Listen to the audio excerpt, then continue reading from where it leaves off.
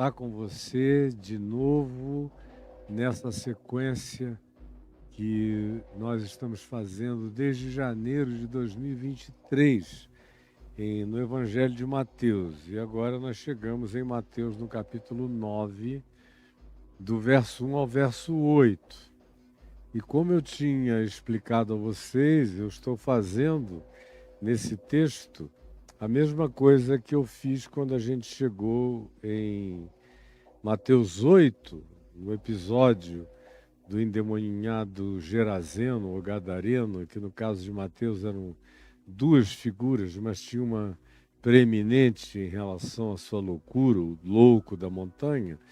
E eu disse que em Marcos 5, que é um texto paralelo, nós teríamos mais detalhamentos e por isso a gente recorreu a Marcos 5, no mesmo episódio, contando a mesma história, só com a riqueza de detalhamentos. Ontem eu fiz a mesma coisa.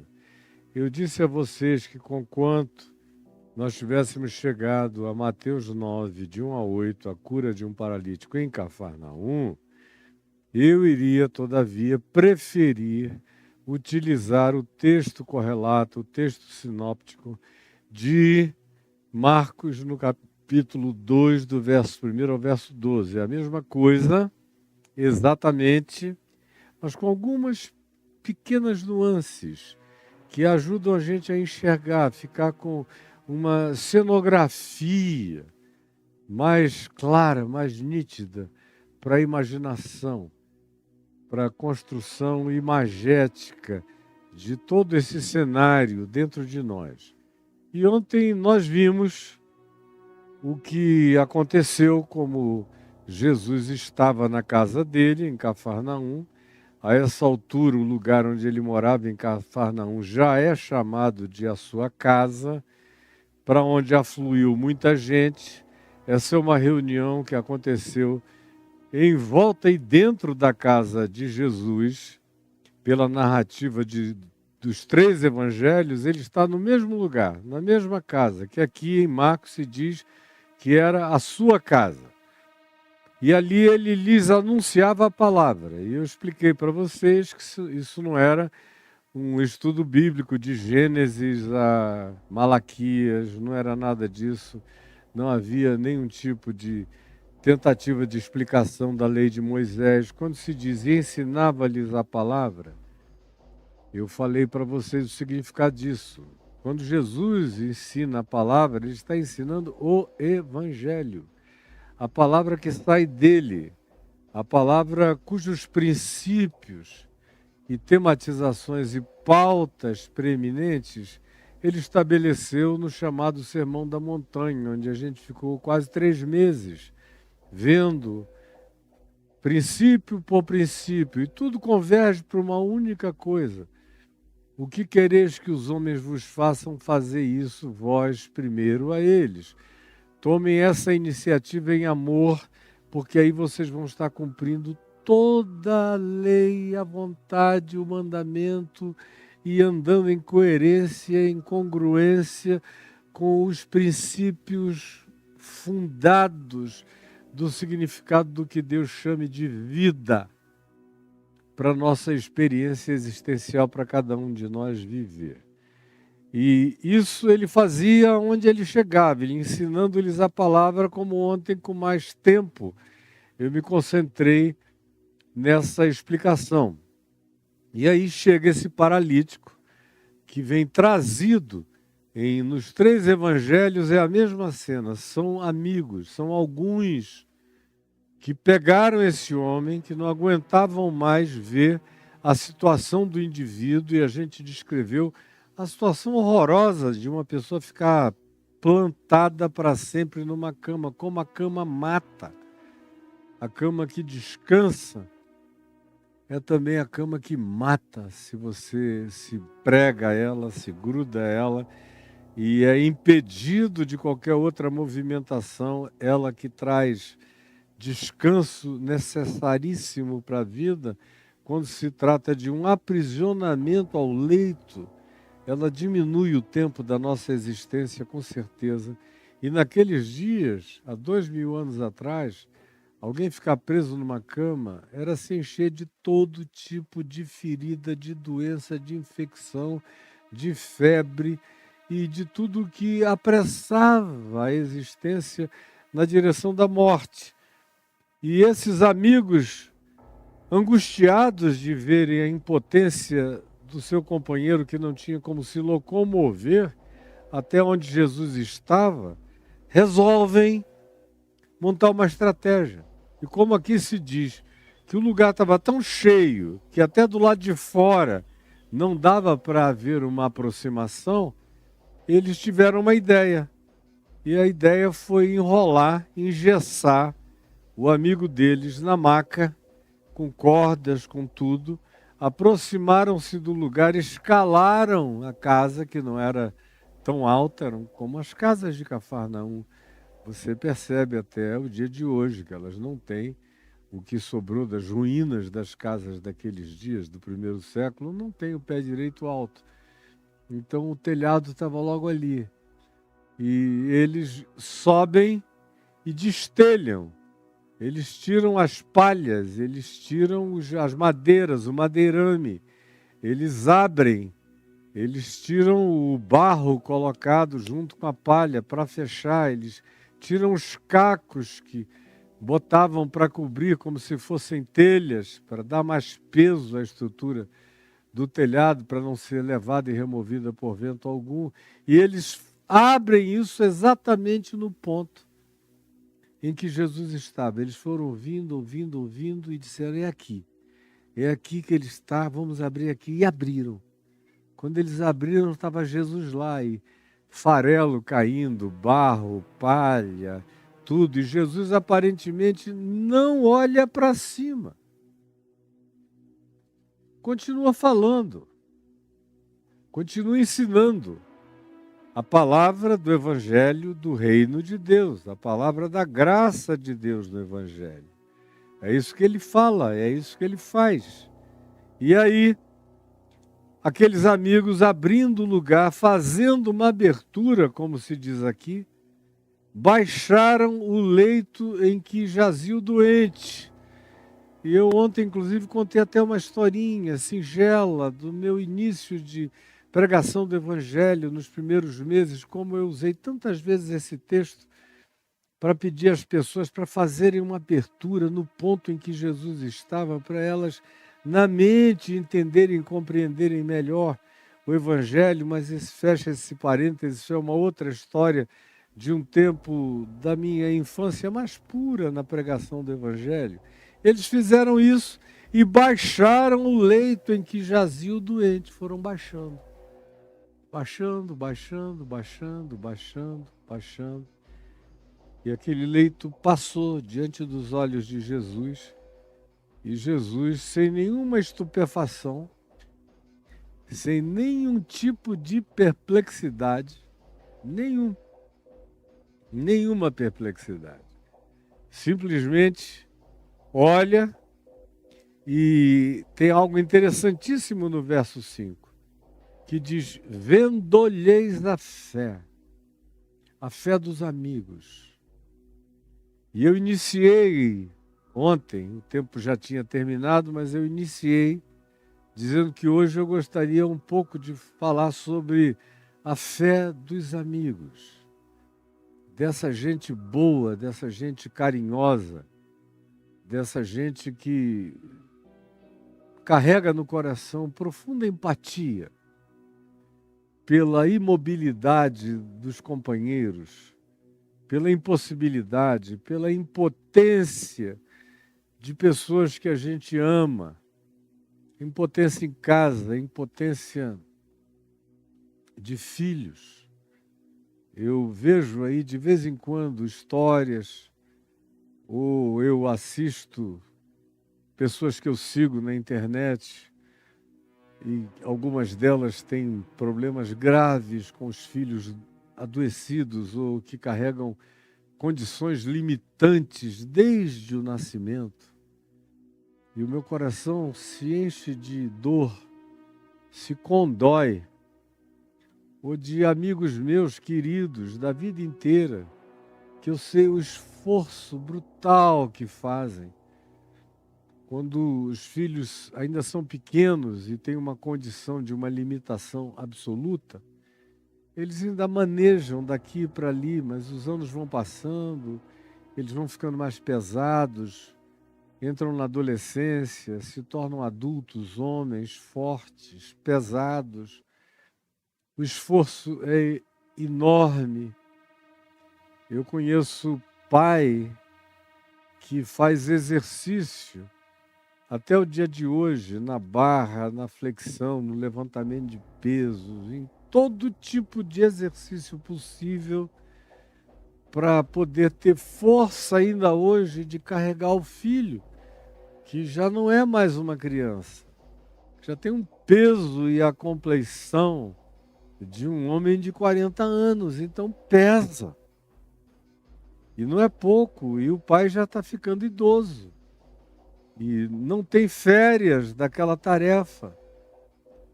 Então você que anda perto disso, que habita uma casa assim, ou que quem sabe tem um pai ou uma mãe já idosos, numa condição de imobilidade dessa natureza, está entendendo bem a situação, a dor, não apenas do paralítico, porque na realidade esse texto poderia ser chamado por a cura de um paralítico em razão da fé dos seus amigos.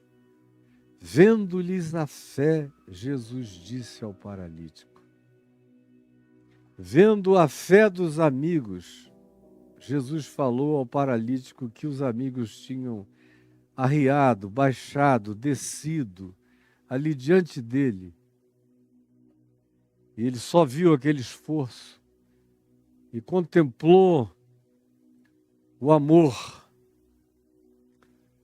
o sentimento filéu, filia, de fraternidade profunda, de compromisso. E é extraordinário ver como Deus em Cristo aprecia as nossas sinceras amizades. Como Deus em Cristo aprecia as nossas sinceras amizades. Eu tenho alguns amigos que eu amo ardentemente. Quando chega a hora de vê-los, o meu coração queima, arde. É uma paixão fraterna. E ficar distante desses amigos muito tempo dói. Produz uma saudade machucante no coração. Quando eu ouço a voz deles, que alegria extrema é conversar. E maior e melhor ainda é quando a gente vai se encontrar, moramos distantes, vamos nos ver. Como eu tive agora a grande alegria de ficar 3 meses em convívio com meu amigo Lácio Pontes e a esposa dele, Bárbara, que vieram e ficaram aqui, 300 metros ao lado da minha casa, 3 meses.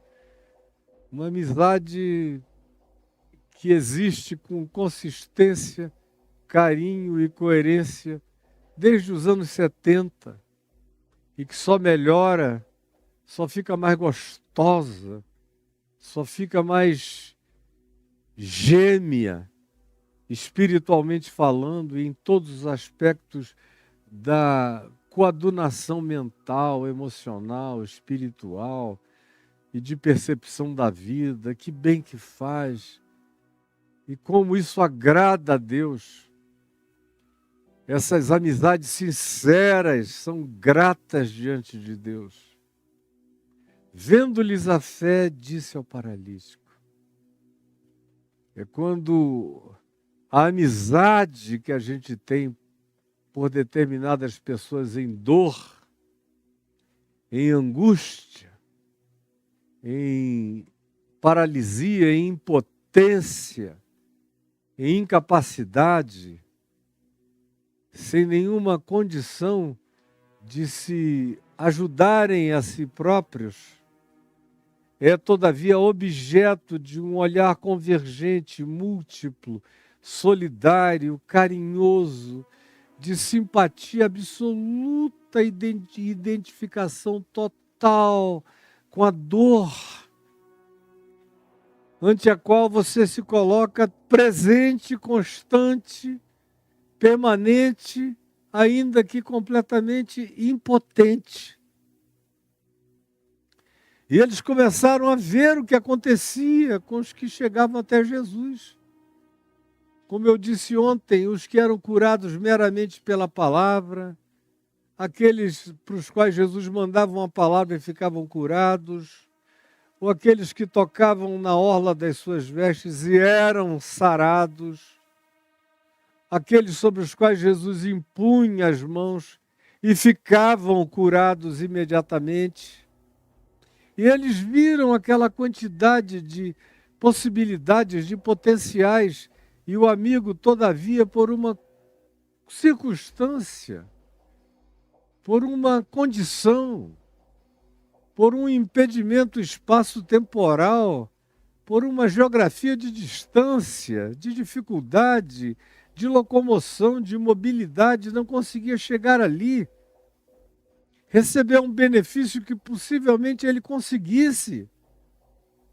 Eles então, os amigos, se unem e carregam no coração essa unanimidade de fé. O que é essencial, o que é fundamental na cura que busca a graça, o favor, a misericórdia de Deus para com a impotência humana, num caso como esse, é essa afinidade de 2 ou 3 ou 4 ou 5. São alguns amigos. 2, 3, 4, talvez 5. Reunidos em nome de Jesus, pela esperança que tinham, que já obtiveram, tinham obtido, pelos fatos que assistiam, pelas realidades que contemplavam, pelo que viam Jesus realizar diante deles. O coração deles se aqueceu e eles ganharam uma afinação, o mesmo diapasão do amor de Deus. Os colocou num estado de sinfonia, de orquestração afinada pelo amor solidário. E eles disseram, vamos fazer isso, e explicaram para o amigo. A gente vai tomar uma medida extrema. Por favor, não nos leve a mal, mas nós temos certeza que se você for colocado diante dele, ele vai curar você. Então não se assuste. E aqui também tem um homem que confia dos amigos, no amor dos amigos, na intenção. Não há nenhuma violência nesse processo. Eles vieram com essa unanimidade do coração, trouxeram uma proposta contada com toda simpatia, bondade, esperança, euforia, alegria e fé. Receberam o assentimento daquele que era o amigo impotente, prepararam o casulo, amarraram, embrulharam, praticamente fecharam o homem todo de tal modo que ele não corresse perigo no transporte, nem tampouco na altura. Destelharam a casa no ponto em que Jesus estava e baixaram na frente de Jesus. Bem devagar, todos eles, vai. Em coordenação harmônica, o homem desce. Não se narra nenhum acidente, nada, ele desce em harmonia. uma harmonia que repercutia, que retratava, que ecoava, que reproduzia, que espelhava o que havia de harmônico no coração deles, em relação àquele amigo, na certeza que carregavam quanto ao fato de que Jesus podia fazer aquilo por ele. Baixaram o leito em que jazia o doente, Jesus vendo-lhes a fé. Eu encontro muita gente angustiada por pessoas que amam e em razão de cujo amor e por cuja impotência e dor gostariam de conseguir fazer alguma coisa. Você provavelmente esteja vivendo numa situação assim. Queriam fazer alguma coisa, mas a impotência é enorme. Mas entram num acordo. E o fundamental é que não haja nada imposto. Preste atenção. Eu vejo muita gente no meio cristão, que é o meio no qual eu convivo a vida inteira, que às vezes parecem ter boa vontade, um desejo ardente de ver um benefício divino se estender na direção de um amigo. Mas o problema são os modos, especialmente dos nossos dias.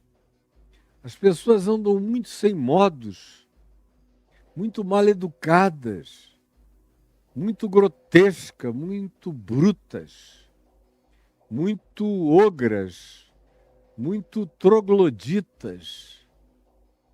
Elas chegam com mão pesada, com gritaria, às vezes até com acusação. Não se fazem entender, não explicam. Não respeitam o arrazoado do impotente que não tem nada, mas ainda consegue falar, pensar, expressar o coração. De modo que, se não houver harmonia absoluta entre os amigos que creram e que precisam estar harmonizados entre eles, sinfonizados, orquestrados, afinados, tem que estar no mesmo espírito, tem que carregar a mesma reverência, tem que se aproximarem com o mesmo carinho, com o mesmo cuidado, com o mesmo zelo, com o mesmo respeito. Tem que expor a alternativa, a possibilidade, com graça. Tem que falar e apresentar essa chance, essa janela de esperança com muita graça e bondade e sedução fraterna no coração, que foi aquilo que com certeza esses homens carregaram em relação ao amigo impotente e paralítico que tinham. E receberam a anuência dele. Uma vez explicada a situação e por que queriam praticar aquela mobilização, depois de terem convencido o indivíduo de que aquele era o único caminho possível e passível, de que através dele o homem fosse posto diante de Jesus, em razão das inúmeras dificuldades e contingências para que se chegasse até onde ele estava. Pelo impedimento múltiplo das multidões, das dificuldades enormes, encontraram essa única e heterodoxa alternativa que, como eu disse ontem, mais uma vez, em sequência, coloca as coisas nos seus devidos lugares, com os seus devidos valores. O telhado da casa tinha preço, mas a vida do homem paralítico, a cura dele, não tinha valor algum que pudesse a isso se comparar.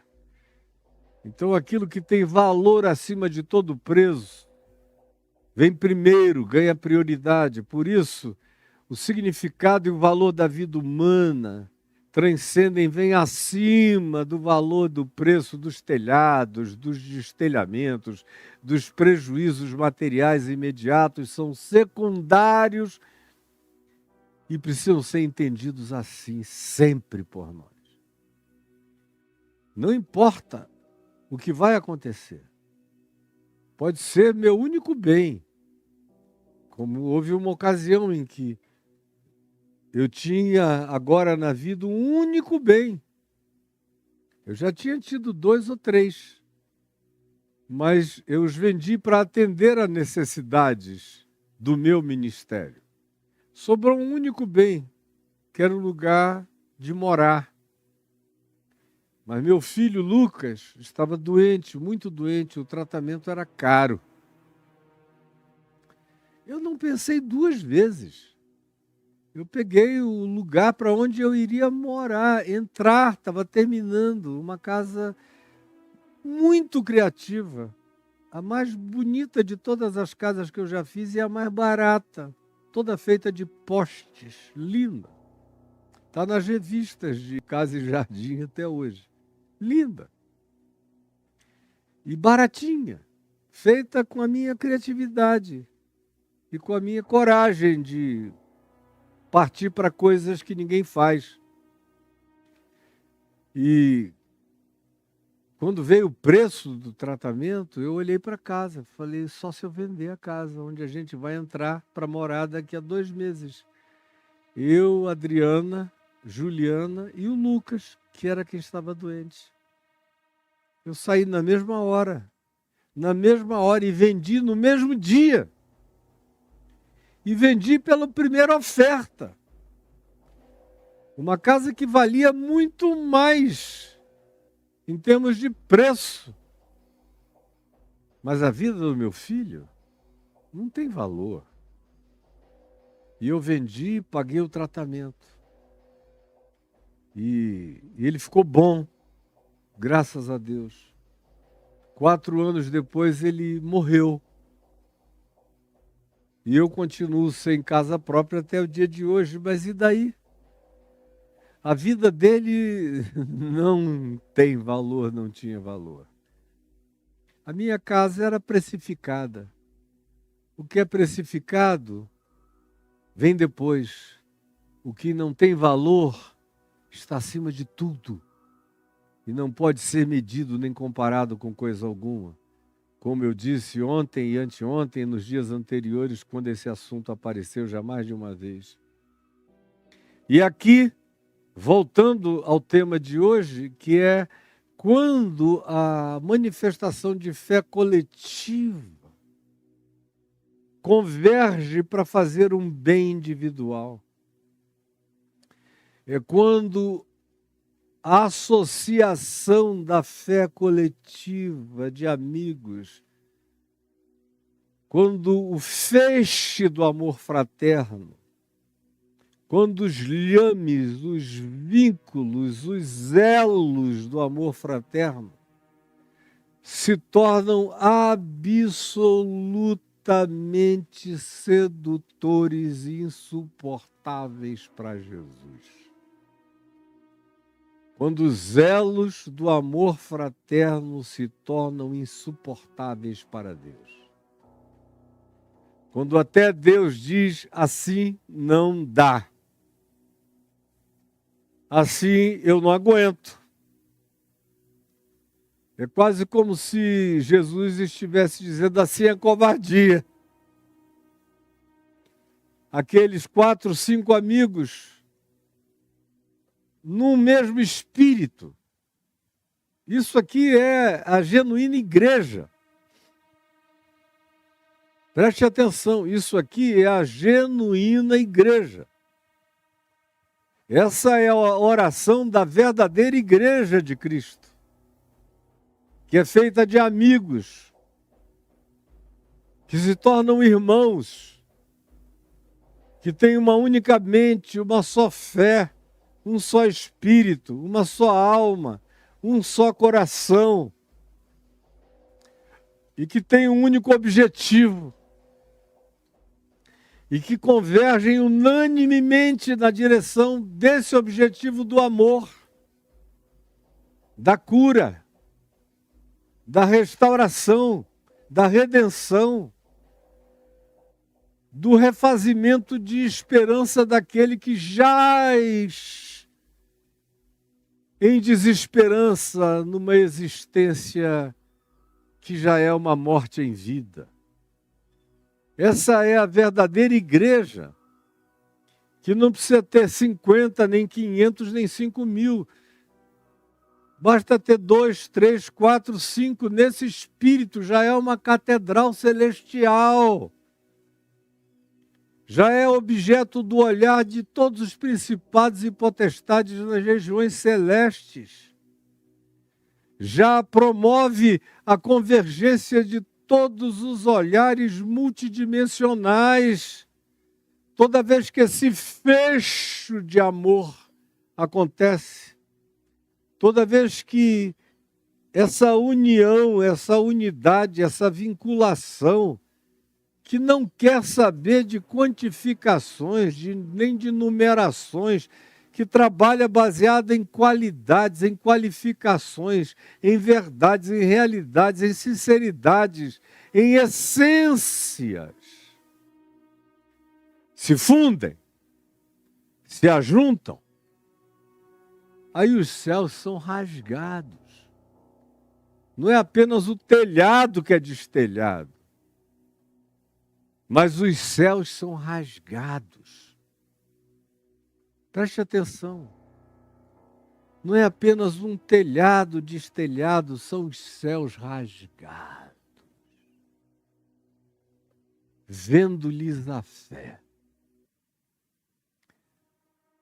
Aí você que está aí, e tem gente que está me assistindo aqui chorando, emocionada, com o coração ardido, doído. E eu quero dar mais um conselho a você, com base no Evangelho. Isso aqui é uma narrativa que ensina. Ensina a nossa postura, ensina comportamento, ensina a nossa espiritualidade, educa a nossa fé. Educa o nosso espírito, educa e entalhe a nossa fraternidade.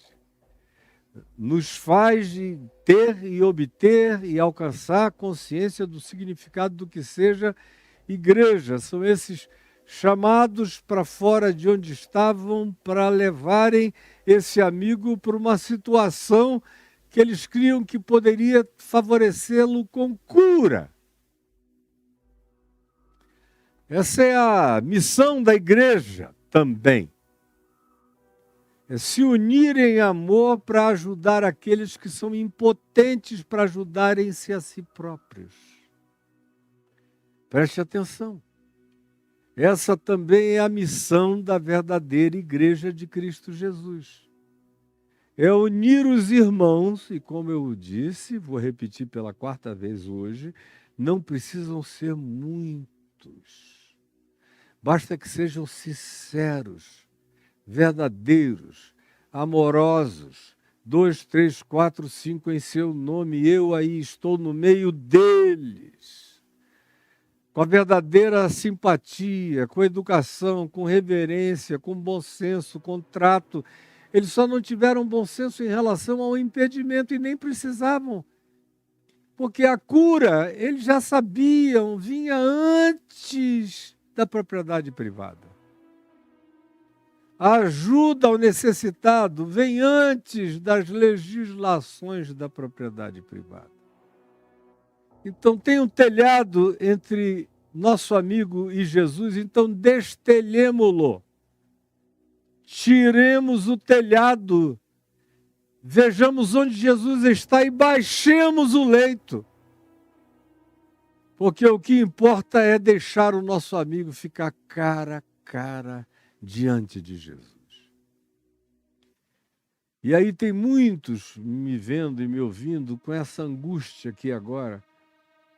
Tem famílias onde há alguém sofrendo muito, mas que oferece resistência. Esse amigo aqui não ofereceu resistência para ser levado. Eventualmente, ele só precisou de uma boa explicação. Só precisou de um arrazoado lógico. E ele tinha confiança nos proponentes, nesses amigos sinceros da vida inteira. E se entregou aos amigos, porque viram que os amigos estavam entregues ao objetivo de vê-lo curado. É nessa troca igreja, nesse modo igreja de ser, que milagres podem acontecer quando a fé coletiva beneficia a impotência individual de alguém com menos capacidade, com menos chance, com menos oportunidade. Você está entendendo o que eu estou falando? Eu estou comunicando verdades profundamente espirituais, práticas, que podem alterar a existência da gente, a existência daqueles aos quais a gente quer bem, e podem mudar a nossa consciência coletiva do significado de igreja, de irmandade, que só acontece, só existe igreja onde há esse amor, onde há essa comunhão, onde há essa sinceridade, onde há essa centralização de objetivos fraternos, honestos e sinceros, onde vários falam por um e um aceita ser representado por vários. Essa é a verdadeira oração intercessória, a verdadeira oração coletiva, que é feita através de atos, é feita através de práticas. Eles oraram agindo, é uma oração. Enquanto pediam, faziam, preparavam, arrumavam, criam, expectavam e levaram. E o fizeram chegar aonde eles intentaram assim fazer, que é diante dos olhos de Jesus, vendo-lhes a fé. É lindo isso, sempre me foi lindo, desde o primeiro dia em que eu abri esse texto para nele pregar, para outros, bem novinho na fé, vendo-lhes a fé. A fé dos amigos. Eu já fui chamado a fazer oração por amigos que estavam morrendo, muitas vezes. Alguns deles tinham fé, alguns outros mal tinham. Como um deles, por exemplo, que tinha sido meu amigo de gandaias as mais inomináveis possíveis, e eu me converti. E ele foi baleado pela Polícia Federal com bala dum-dum, aquela que sai zigue-zagueando, e furou o intestino dele todo e deu septicemia. Isso há 50 anos atrás, onde os analgésicos nem de longe carregavam as potências, desculpa, dos antibióticos não analgésicos de hoje. Hoje a gente tem antibióticos poderosíssimos para, quem sabe, debelarem uma infecção generalizada, uma septicemia. Mas naquele tempo não havia. Septicemia era praticamente atestado de morte.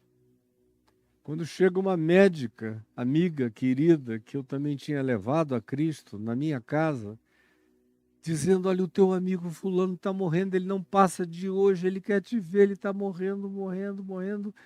E eu peguei o carro com meu pai e nós fomos até lá, entramos e ele estava morrendo. Aí eu olhei para ele e ele falou, que bom que você veio aqui. Aí eu falei, fulano, o nome dele é Zé. Zé, você crê que Jesus pode curar você? Aí ele olhou para mim e para o meu pai e falou, Caião, você sabe que eu mesmo não creio, eu não tenho fé em nada, sendo honesto. Mas eu creio que você crê por mim e por muita gente. Ele viu a minha fé. E ele creu que Jesus também via a minha fé. E creu que Jesus também via a fé do meu pai que estava ali junto comigo. E foi honesto bastante para não inventar uma fé que ele não tinha. Eu mesmo não creio em nada. E estou morrendo. Mas eu mandei te chamar porque eu creio que você crê. Eu creio na fé que você tem, honesta e sinceramente, você e seu pai. Ele viu a minha fé, e aqui é Jesus que lhes vê a fé. Vendo-lhes a fé, Jesus disse ao paralítico. E agora aqui no meu caso, é o meu amigo morrente, moribundo, que vê a nossa fé, a minha e do meu pai, e diz, eu creio na fé de vocês. E o maravilhoso é que Jesus viu que ele enxergou a nossa fé. A fé que Jesus via em nós. E viu a minha fé, a fé do meu pai. Por isso disse ao meu amigo Zé, que morria, filho, os teus pecados estão perdoados. É interessante, Jesus é maravilhoso, cara. Tem gente que perdeu essa alegria do evangelho no coração. Eu fico vendo essa nova geração, eu não sei no que eles se agarram. Até pastores jovens, eu não sei no que se agarram para dizerem que são pastores, que estão no ministério. Eles não creem em nada. Não creem em cura divina, na misericórdia de Deus. Não creem no céu. Não creem em transcendência. O inferno também para eles, embora Jesus tenha falado muitas vezes no inferno, eles, não, isso aqui foi um negócio que foi inventado só para dar medo. Como, minha filha? Como, meu filho? Como é que você tem coragem de só largar essa assim e ir embora? A vida não é assim. E eu fico com muito temor por eles, porque vai chegar uma hora que o corpo deles vai doer. Vai chegar uma hora que essa garotada toda que se auto-intitula de pastor e que não crê em nada. E aqueles do extremo oposto que dizem que creem em tudo, só falam de milagre, mas também não creem em nada. São ateus até. Eles só usam aquilo como pretexto para levantar dinheiro e dependência dos outros. Mas tem aqueles que são contra esses, mas que também não creem em nada. Eu não sei no que se agarram na hora que doer, e vai doer, na hora em que a existência chegar e a impotência bater, eles vão ter que refazer toda a leviandade das confissões que eles declaram por aí, supostamente ensinando outros ou desensinando outros. De maneira leviana, inconsequente e irresponsável, totalmente irresponsável. E Deus me livre de todo o meu coração disso. Eu sou um pecador que vai morrer cheio de fé, em quem Jesus vê fé. E não é dom meu, é dom de Deus, é graça de Deus. Vendo-lhes a fé, já viu a minha fé tantas vezes em favor de tantos pelos quais eu orei e continua a ver no dia de hoje e continuará a ver até o último dia da minha vida, porque em nome de Jesus eu crerei sempre. Vendo-lhes a fé, disse ao amigo, não é isso que você gostaria? Então a primeira coisa, não force. Não force nenhuma barra. Converse com seu amigo. Diga para ele aquilo que alimenta seu coração, o coração de vocês, que são mais de 2, de 3, de 4, são 5, quem sabe, 6. São uma igreja. São um ajuntamento qualitativo da graça de Deus, do Evangelho de Jesus, que conta com a presença de Jesus no meio deles. Eu aí estou no meio deles.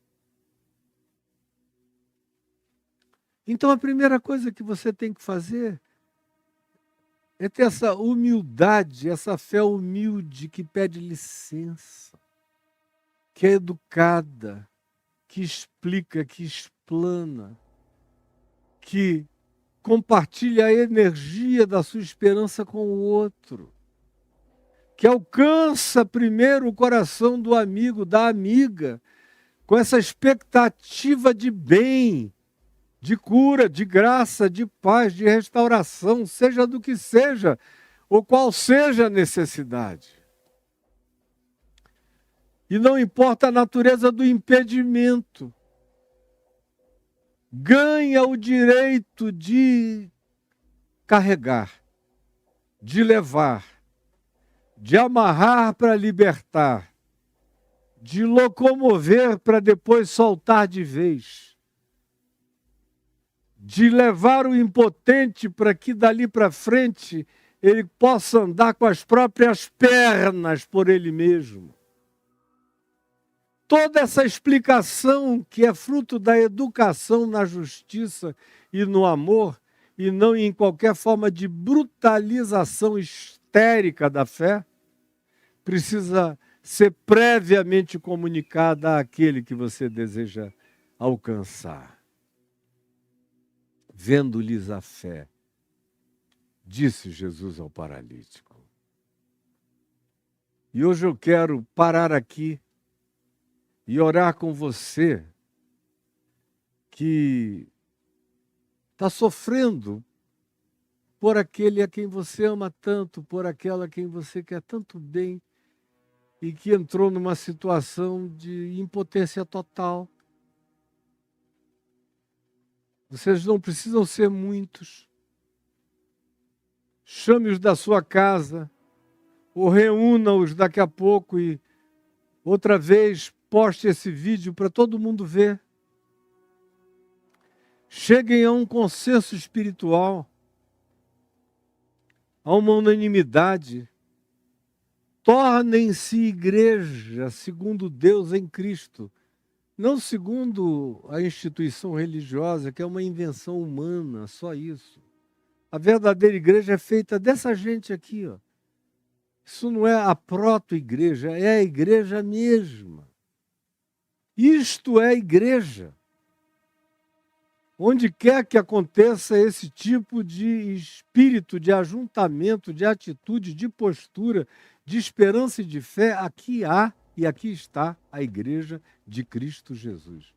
Essa para a qual ele olha o coletivo e vê a fé de todos em favor de um, de quem quer que seja, vendo-lhes a fé, olhou para quem eles olhavam e por quem intercediam e a quem traziam com toda a misericórdia. Amanhã eu vou prosseguir falando sobre essa primeira fala de Jesus: Filho, os teus pecados estão perdoados. E a razão muito provável entre a antecipação do perdão dos pecados antes de falar de cura e a relação profunda que existe entre culpa e paralisia. Mas isso fica para o dia de amanhã. A relação entre culpa e paralisia. Mas hoje eu vim aqui para dizer a você, aí dentro da tua casa tem uma igreja. Não a menospreze, não a despreze. Você e os seus amigos são uma igreja. Não dê de mão a isso. Ao contrário, valorize. Ressignifique as suas amizades. Todas as minhas amizades em Cristo são amizades igreja. Amizades em fé. Amizades em amor. Toda vez que eu encontro esses meus amigos, seja um encontro com um só deles, como o mês passado no Rio, eu encontrei com um deles, meu amigo desde 11, 12 anos de idade, a vida inteira. E nós saímos pelo bairro onde nós fomos criados. E nos emocionamos e choramos em alguns lugares, lembrando de algumas pessoas que já não estão entre nós. Passamos na rua do Ricardo Boechat com lágrimas nos olhos e oração. E eu cheguei em casa, na casa do meu filho, que mora lá, nesse mesmo bairro, com meu coração alimentado por uma experiência igreja de 2 ou 3 reunidos em seu nome, e com a minha alma cheia do Espírito Santo. Porque eu não perco nenhuma chance de ser igreja com aqueles que creem como eu o tempo todo. É um desperdício que a instituição religiosa tenha feito isso na sua cabeça. Que você só acredite que igreja tem que ter um prédio, um templo, com uma arquitetura, com uma cara, com um design interior, com bancos de um tipo, com um carinha em pé lá na frente, aos berros, gritando, e gente à beça pulando para um lado para o outro, sem saber do que está acontecendo. E você diz, aquela é a igreja de Deus. Paulo, se passasse na frente, de acordo com 1 aos Coríntios 14, diria, são todos loucos. Porque é o diagnóstico que ele faz em 1 aos Coríntios 14, de ajuntamentos assim, o que dirão que sois, senão que sois todos loucos. É um diagnóstico que a gente não quer ouvir, e tapa os ouvidos para não ouvir, e fica com raiva de quem diz que é assim. Mas eu não estou nem aí. Eu sou igreja com aqueles que amam a Jesus como eu amo, que servem, que querem, e você também. A minha casa aqui é uma igreja. Mesmo quando estou só eu e minha mulher, nós somos uma igreja poderosa.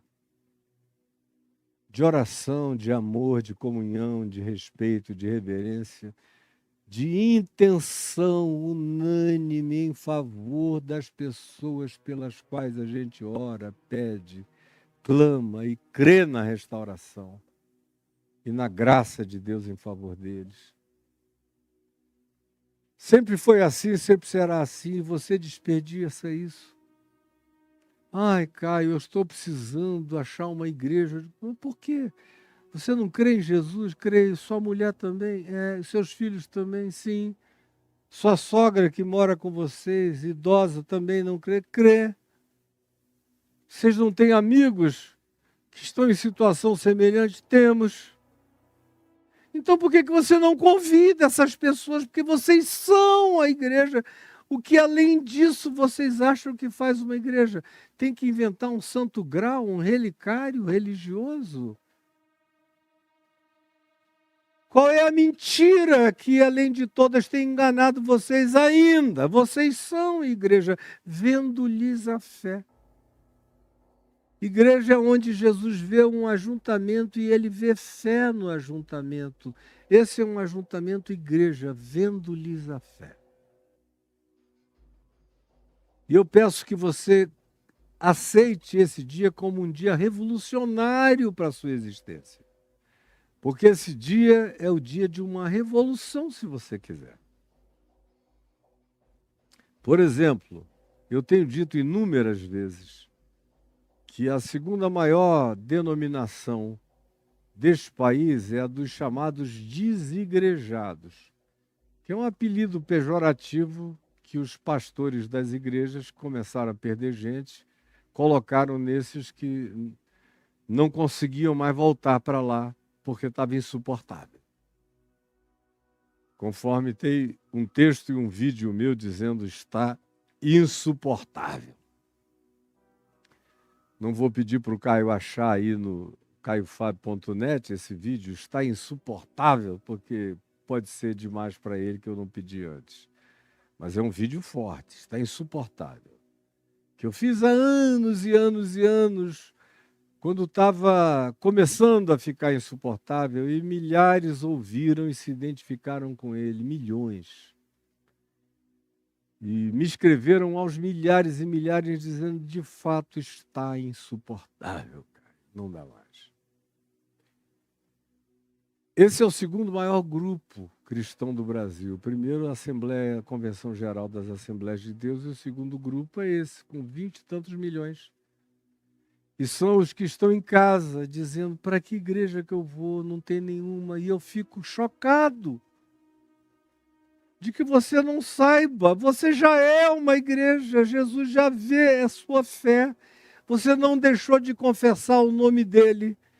Ao contrário, você foi muito mais liberto, me assistindo aqui e assistindo aqueles que me reproduzem, que me repetem por aí afora, e são milhares que me reproduzem e me repetem, e amém, graças a Deus, que me reproduzem e me repetem. Eu só espero que me reproduzam e me repitam com fidelidade ao Evangelho e ao que eu estou ensinando.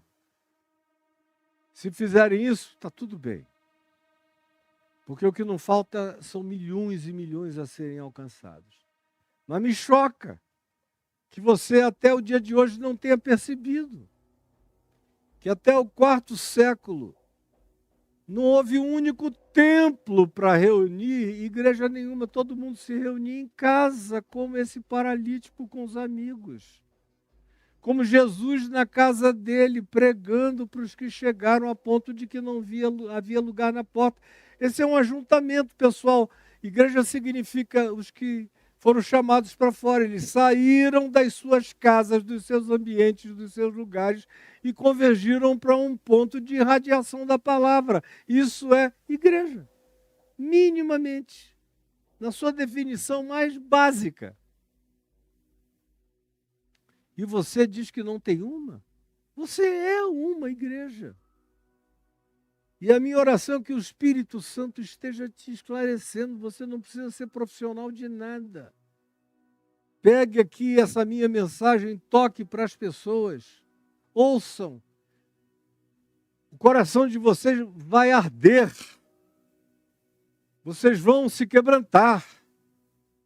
Vocês vão chorar, vocês vão se enternecer, vocês vão orar, vocês vão crer. E não tenham nenhum pudor de orarem uns com os outros e pelos outros, de imporem as mãos uns sobre os outros, de casarem uns aos outros, de batizarem uns aos outros, de perdoarem os pecados uns dos outros, de facilitarem a vida e socorrerem mutuamente uns aos outros. E tanto menor quanto seja o ambiente, o grupo mais qualitativo será o resultado. Mais parecido com o corpo de Cristo, com Jesus, o resultado será. O que é que você está esperando? Que te deem e doem um púlpito? Quem foi que conseguiu atrofiar a cabeça de vocês a esse ponto que vocês não enxergam quem vocês são? Você é a igreja. O ajuntamento seu e dos seus amigos é um ajuntamento que Jesus vê a fé. E igreja é quando Jesus vê a fé deles, vendo-lhes a fé, considerou-os igreja. Senhor Jesus, eu peço que essa palavra singela, simples, mas que é poderosa, que é revolucionária, que pode alterar o mundo se for crida, se for praticada, se for vivida. É libertária, tira a gente do controle de outros, nos desamarra completamente, nos deixa livres para andarmos curados e para termos a alegria de saber que tu estás presente no ajuntamento da nossa fé. Vendo-lhes a fé, operou o que pediam. Vendo-lhes a fé, realizou o que clamavam, buscavam e intercediam por. E eu imploro agora que milhares estejam entendendo e que ninguém arranque esse entendimento da mente e do coração deles. E que milhares de igrejas surjam no ajuntamento das famílias, das casas, dos amigos, dos que se amam e creem em ti. E acerca deles se lhes dirá também, vendo-lhes a fé, Jesus fez o que buscavam, o que pediam, o que criam, aquilo pelo que intercediam, porque eles descobriram que eles próprios já eram igreja em Cristo Jesus.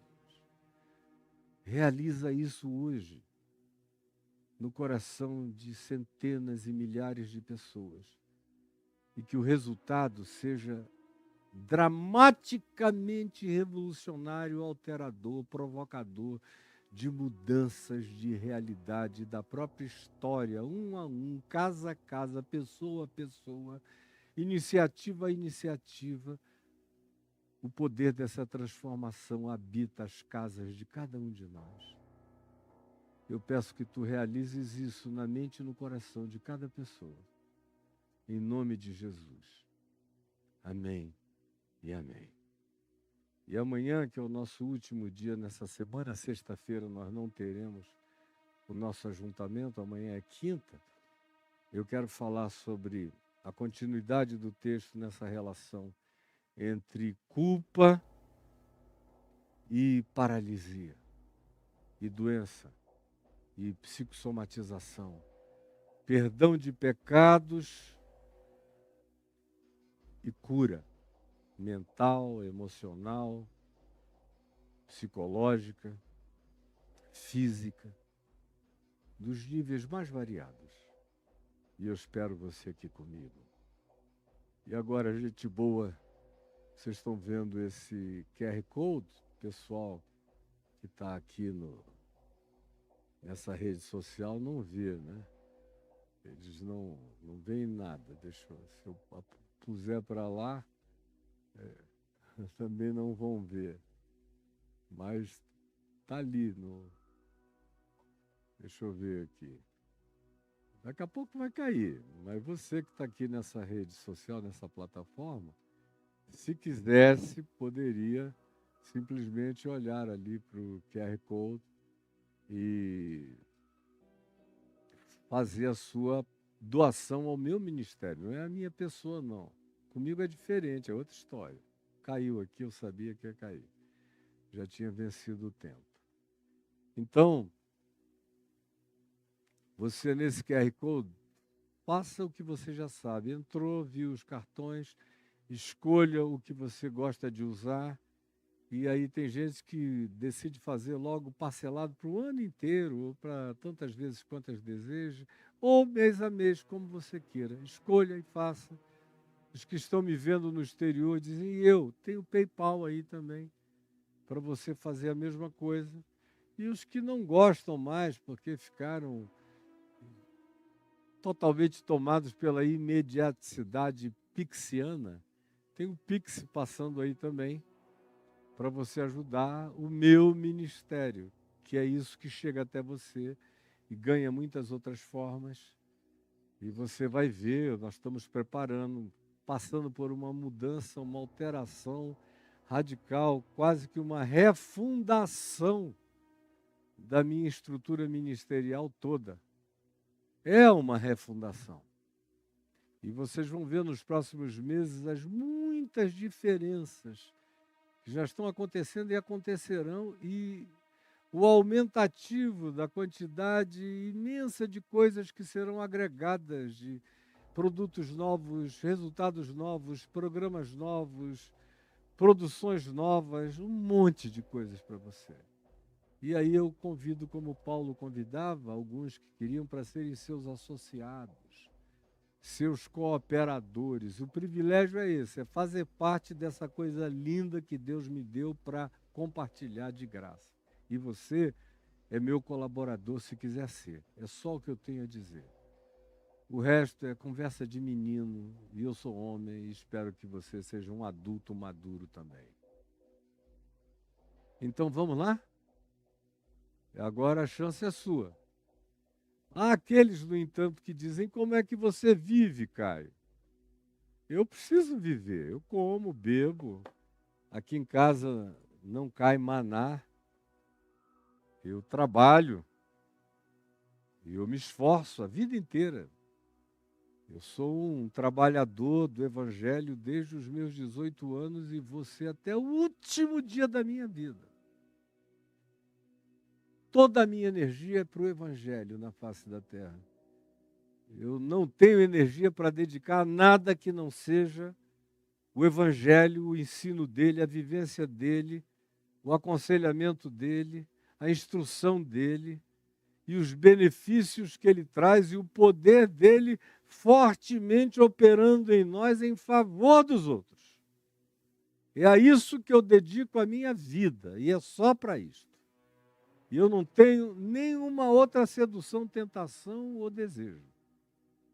Aí você diz, bom, já que é assim, como é que eu faço para te ajudar? Aí eu também digo uma coisa anterior a você.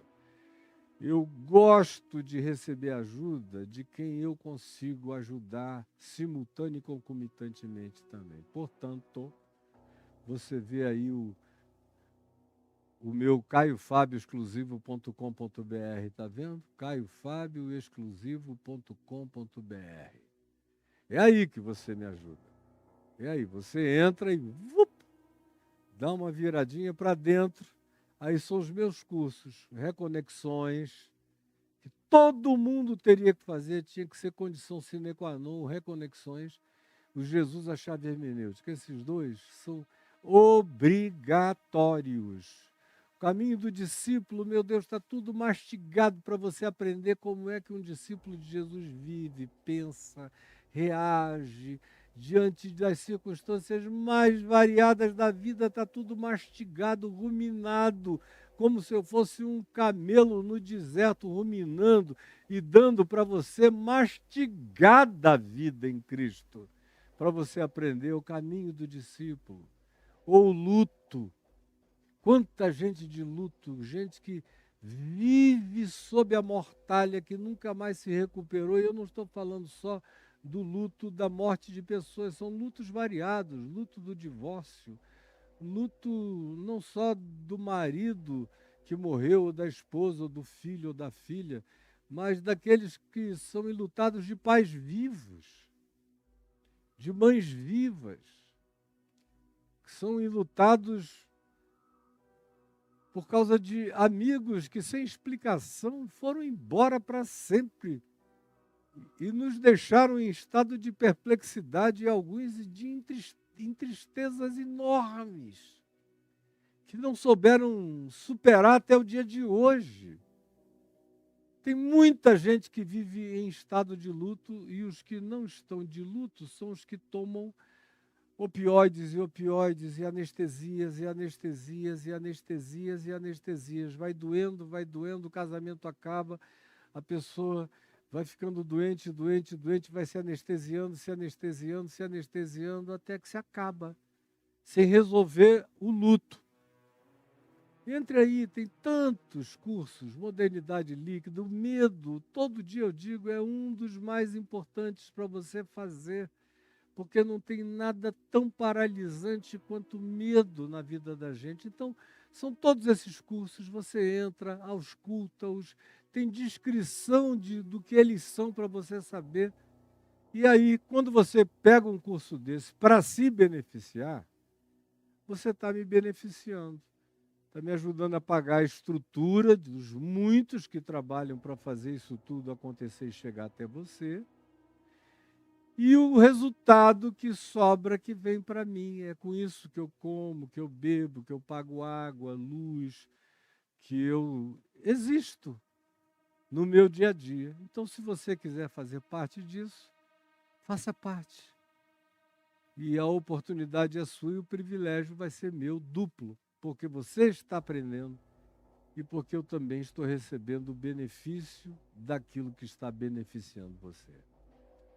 Um grande beijo, só lembrando, agora acho que deve ter 3 vagas ainda para quem quer entrar apenas no ônibus da viagem da Turquia, só no ônibus, porque no avião daqui para lá está tudo cheio. Mas para quem vai de outros países ainda tem, ontem tinham 4 vagas, talvez hoje 3, mas ainda tem 1 ou 2 ou 3 vagas no ônibus para você. Você só vai saber entrando aí no caiofabio.net/viagem com Caio. Entre aí, você está vendo, não está vendo? Você escreveu aí esse endereço, você cai dentro do ambiente da Parpar Turismo, onde você pode se informar, tirar todas as suas dúvidas e, quem sabe, vir comigo ainda para essa viagem cabulosa, maravilhosa, que só vai entender quem vier. Um beijo para todo mundo, Deus nos abençoe, fique com Jesus, na paz do Senhor e cheio do Espírito Santo e de fé, em nome de Jesus. Amém, amém e amém.